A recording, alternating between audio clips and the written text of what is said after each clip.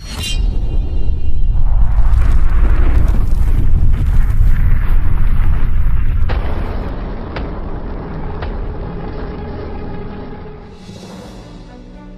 turun perlahan di hutan perbatasan Kalimantan, menyelimuti malam dengan udara lembab yang menyesakkan. Letnan Arif berdiri di pos pengamatan dengan mata penuh waspada, meneliti layar monitor drone yang menampilkan peta termal wilayah mereka. Namun, ada sesuatu yang aneh, beberapa titik panas terdeteksi sebentar, lalu menghilang seperti bayangan yang bergerak di antara pepohonan. Mustahil, gumamnya, memperbesar tampilan. Tidak ada jejak kaki, tidak ada suara. Seolah-olah mereka sedang diawasi oleh hantu. Di kejauhan, unit patroli yang dipimpin oleh Sersan Zaki menyusuri jalur perbatasan dengan gugup. "Hati-hati, ini daerah rawan," bisik Zaki melalui radio. Mereka berjalan dalam formasi defensif, tetapi tak satu pun dari mereka menyadari bahwa mereka sudah masuk ke dalam perangkap. Angin berhembus membawa aroma samar mesiu, pertanda pergerakan yang tak biasa. Kemudian, tiba-tiba, radio mereka mengeluarkan suara statis keras, diikuti oleh bisikan yang tak jelas. "Kami melihatmu." Satu persatu, wajah mereka memucat. Panik mulai menyebar ketika salah satu prajurit menemukan sesuatu yang membuat darahnya membeku. Di batang pohon besar di depan mereka, tergambar ukiran lambang Garuda dengan torehan yang masih baru. "Ini tidak mungkin," suara Zaki bergetar.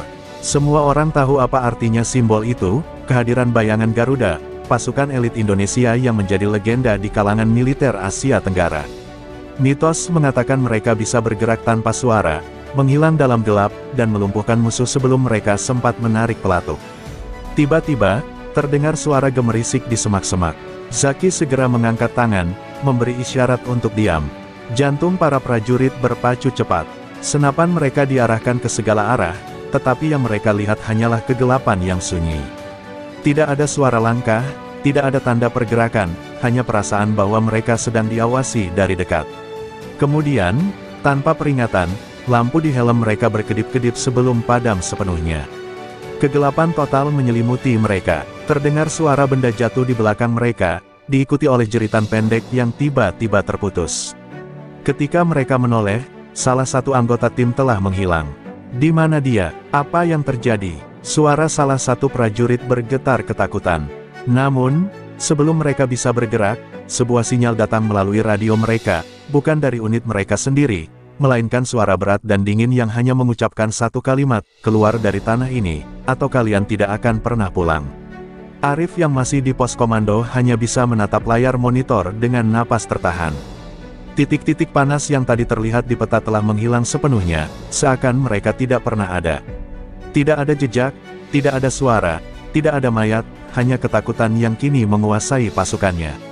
Letnan Arif menggenggam erat senapan di tangannya, menyadari satu hal yang mengerikan, musuh yang tidak terlihat jauh lebih menakutkan daripada musuh yang bisa ditembak. Hujan deras mengguyur pos komando utama Malaysia di perbatasan, seakan alam turut memperingatkan akan bahaya yang mengintai. Letnan Arif duduk dengan rahang mengeras, menatap peta digital di depannya. Seharusnya, patroli Sersan Zaki sudah kembali sejak 1 jam lalu. Namun, radio mereka hanya menyisakan suara statis, dan drone yang dikirim untuk mencari mereka tiba-tiba kehilangan sinyal di titik yang sama. "Ini bukan kebetulan," gumamnya. Dalam benaknya, satu nama berulang kali muncul, bayangan Garuda. Di barak utama, ketegangan merayap seperti kabut tipis di antara para prajurit. Mereka mulai berbisik satu sama lain, membicarakan cerita lama tentang pasukan elit Indonesia yang bisa menyelinap masuk tanpa terdeteksi. Beberapa bahkan mengklaim telah melihat bayangan melintas di luar pagar, meski kamera keamanan tidak menangkap apapun. Namun, sebelum ketakutan mereka semakin menjadi, sebuah ledakan tiba-tiba mengguncang gudang amunisi. Api menjilat langit malam, membakar persediaan senjata mereka dalam hitungan detik. Alarm berbunyi, tetapi ketika mereka berlari untuk memadamkan api, mereka menemukan sesuatu yang membuat bulu kuduk mereka meremang. Pintu gudang tidak dijebol, gemboknya masih utuh. Seolah-olah ledakan itu terjadi dari dalam, oleh tangan tak kasat mata. Letnan Arif segera mengumpulkan tim teknisi untuk memeriksa sistem keamanan digital.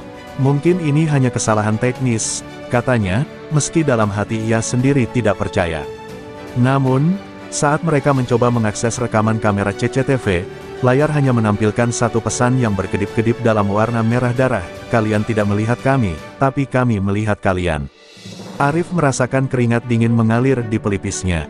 Tidak mungkin ada orang luar yang bisa menembus jaringan mereka, kecuali jika musuh sudah berada lebih dekat dari yang mereka kira. Ketakutan semakin memburuk ketika sistem komunikasi mereka tiba-tiba terganggu. Pesan yang dikirim ke markas pusat berubah menjadi rangkaian kode yang tidak bisa dipecahkan. Bahkan, laporan patroli yang dikirim secara manual ditemukan telah diubah, seolah-olah ada tangan tak terlihat yang telah menyusup ke dalam sistem mereka dan mengacak-acak informasi. Peta operasi mereka pun tak luput dari manipulasi. Jalur aman yang sebelumnya ditandai kini mengarah ke daerah rawa berbahaya, dan titik strategis mereka telah diganti dengan koordinat palsu. Di luar, beberapa prajurit mulai melaporkan keanehan yang semakin menjadi. Jejak kaki muncul di tanah basah, tetapi tidak ada seorang pun di sana. Malam sebelumnya, salah satu prajurit mengaku melihat sosok berdiri di atas menara pengawas, tetapi ketika didekati, tidak ada siapa-siapa. Bahkan anjing pelacak mereka menolak bergerak, hanya meringkuk dan menggeram ke arah hutan yang gelap. Semua tanda ini hanya memperjelas satu hal, mereka tidak sedang menghadapi musuh biasa. Mereka sedang menghadapi sesuatu yang tidak bisa mereka pahami, sesuatu yang bergerak di luar batas kewarasan mereka. Letnan Arif menatap keluar, ke dalam kegelapan hutan yang kini terasa seperti jurang tanpa dasar. Mereka tidak hanya menyerang fisik kita, katanya pelan. Mereka menghancurkan kita dari dalam, pikiran kita, keberanian kita, keyakinan kita. Dia tahu bahwa ini baru permulaan. Perang belum dimulai, tetapi ketakutan telah lebih dulu menguasai pasukannya.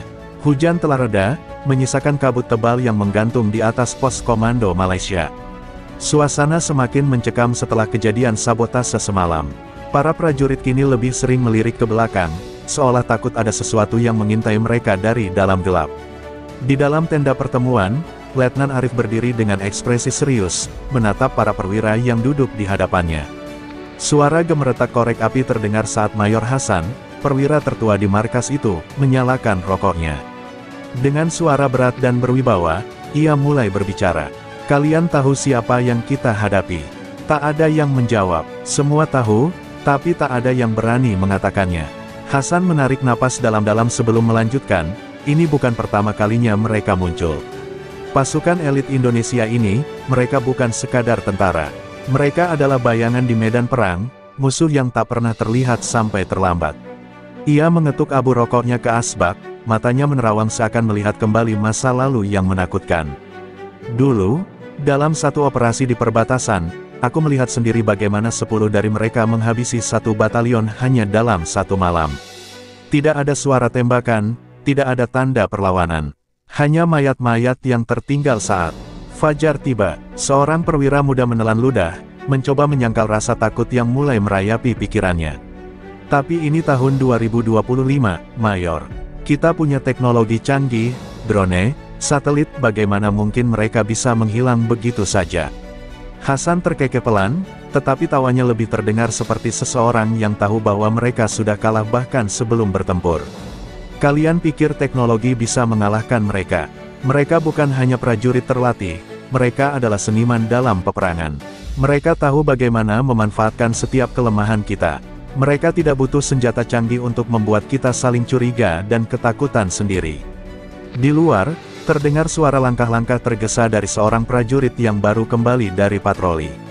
Nafasnya terengah-engah, wajahnya pucat seperti melihat hantu. Mereka di sini, katanya gemetar. Semua mata tertuju padanya. Kami menemukan salah satu orang kami, dia masih hidup, tapi suaranya tercekat. Arif segera keluar bersama beberapa perwira lain. Di halaman belakang, seorang prajurit terduduk dengan mata melotot kosong, tangannya gemetar. Bajunya basah oleh lumpur, tubuhnya bergetar hebat. Ketika mereka mendekat, barulah terlihat apa yang terukir di dadanya, goresan pisau membentuk kata, kami melihatmu. Tak ada yang berbicara selama beberapa saat. Hanya suara jangkrik dan hembusan angin malam yang menemani keheningan itu.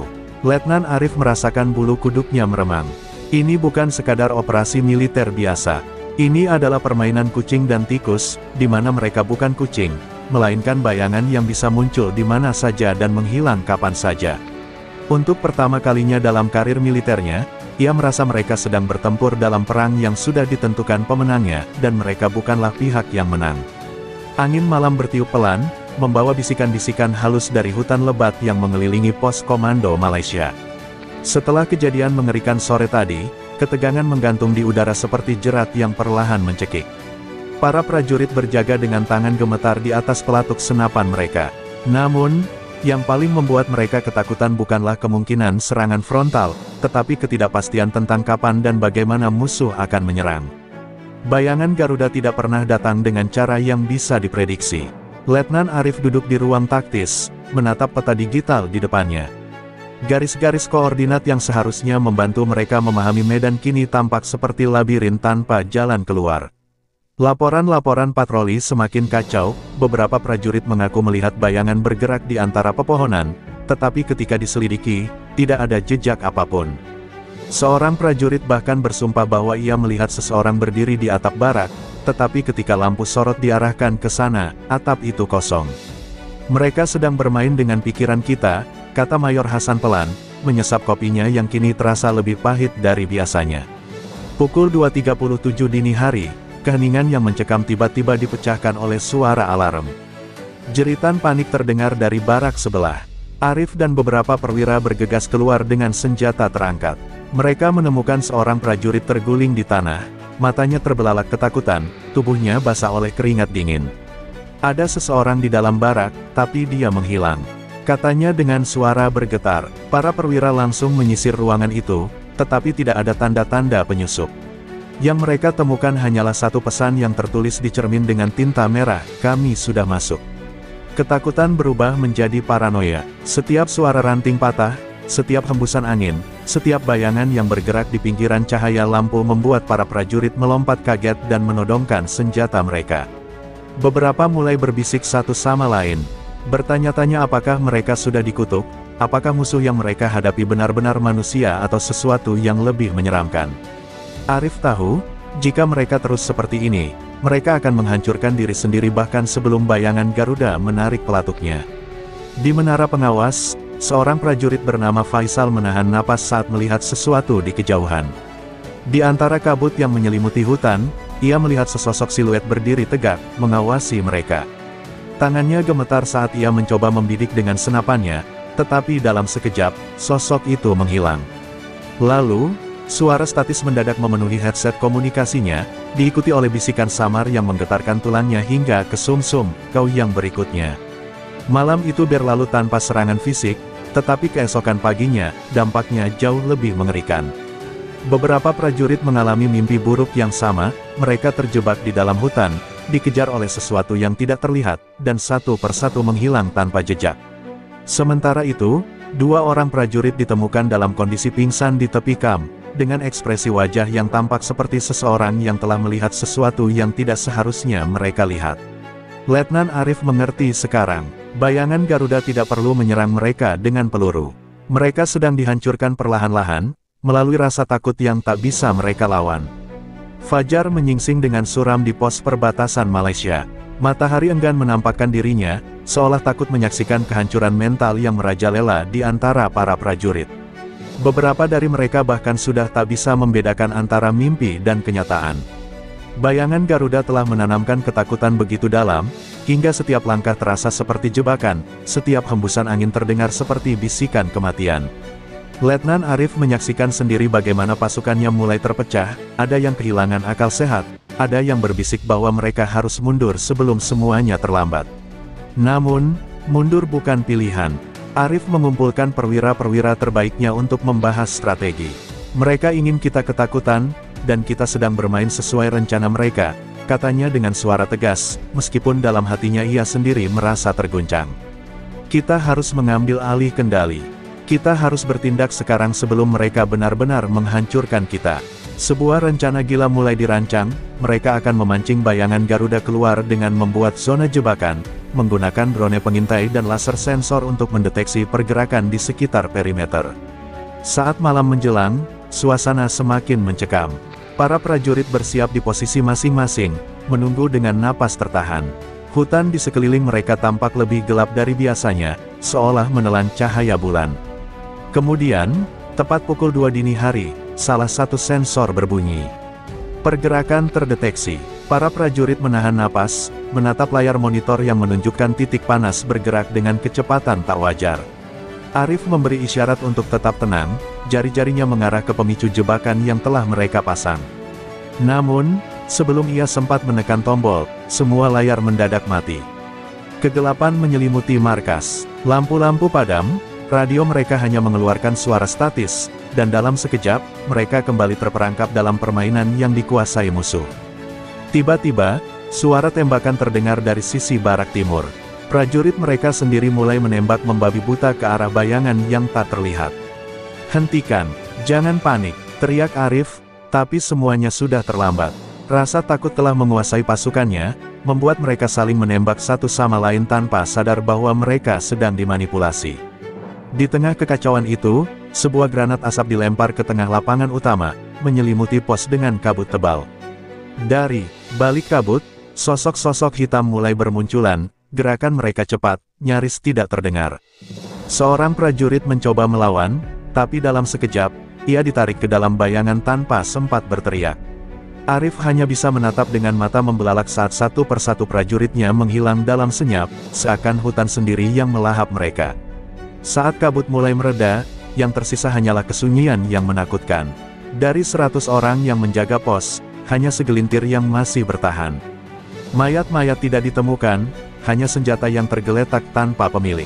Dan di tengah lapangan, sebuah pesan tertulis dengan darah di dinding barak utama, "Kalian seharusnya tidak datang ke sini." Letnan Arif jatuh terduduk, napasnya memburu. Kini ia tahu, ini bukan lagi perang. Ini eksekusi. Fajar kembali menyingsing, tetapi bagi Letnan Arif dan sisa pasukannya, itu bukan lagi pertanda harapan, melainkan sebuah pengingat bahwa mereka masih hidup dalam mimpi buruk yang belum berakhir. Semalam, mereka kehilangan hampir seluruh pasukan tanpa suara tembakan yang berarti. Bayangan Garuda telah menunjukkan bahwa mereka bukan sekadar legenda, mereka adalah mimpi buruk yang menjadi kenyataan. Arif memandang sisa pasukannya, mata mereka kosong, tubuh mereka gemetar, dan kepercayaan diri mereka telah hancur. Tidak ada lagi tentara di sini. Yang tersisa hanyalah manusia yang menunggu giliran mereka untuk lenyap. Mayor Hasan, yang selama ini dikenal sebagai sosok paling kuat di antara mereka, kini terduduk dengan tangan menutupi wajah. "Ini bukan peperangan, ini penyiksaan," gumamnya lirih. Ia menatap Arif dengan tatapan yang sudah kehilangan harapan. "Apapun yang kita lakukan, mereka selalu lebih tahu. Seakan mereka ada di dalam kepala kita." Arif tidak menjawab. Ia tahu, jika mereka tidak segera keluar dari tempat ini, mereka akan mati bukan karena peluru, tetapi karena ketakutan mereka sendiri. Namun, sebelum mereka bisa merencanakan pelarian, suara langkah terdengar dari luar barak utama.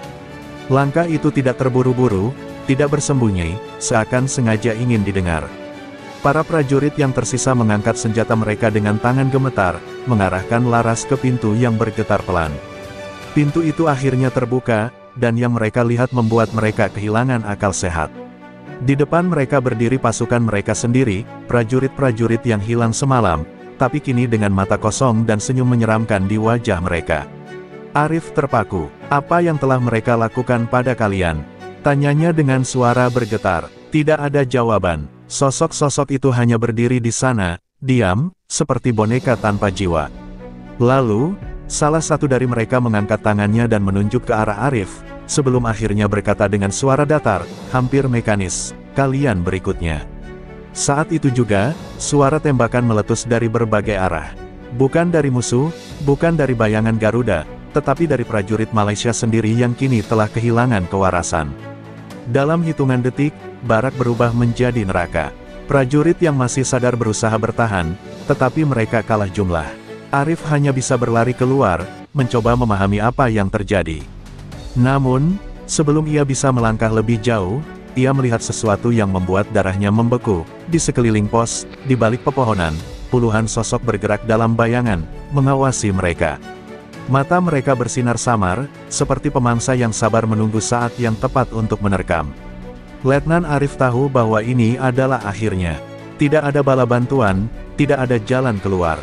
Pasukannya telah runtuh bukan karena kekuatan senjata, tetapi karena ketakutan yang ditanamkan ke dalam diri mereka. Bayangan Garuda tidak hanya mengalahkan mereka, mereka telah menghapus keberadaan mereka dari sejarah, membuat mereka tak lebih dari hantu yang ditelan gelapnya peperangan. Arif menarik napas panjang, menatap sisa-sisa pasukannya, dan berbisik pelan sebelum bayangan terakhir menyelimuti mereka semua, kami sudah kalah, bahkan sebelum pertempuran